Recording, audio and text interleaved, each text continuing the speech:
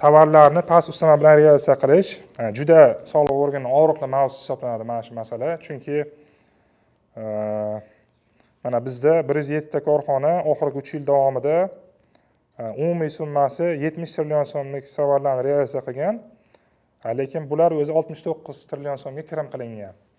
Agar o'rtadagi 1 trillion marjani o'sha tannarxiga bo'lib ko'radigan bo'lsak, 1% atrofida ustama chiqadi, marja chiqadi. Bu holat o'sha haqiqatan ham tovarlarni past narxda realizatsiya qilib ko'rsatish holatligi, ko'pligi, summasining kattaligi va bu yerda xavf yuqoriligini ko'rsatadi. Bu mezonlar bo'yicha hozir umumiy ma'lumot berib o'tdik. O'zi maqsadimiz faqatgina tushuntirib o'tish. Kim qaysi mezonga tushgani bo'yicha bizda hozir xodimlarimiz biriktirilgan.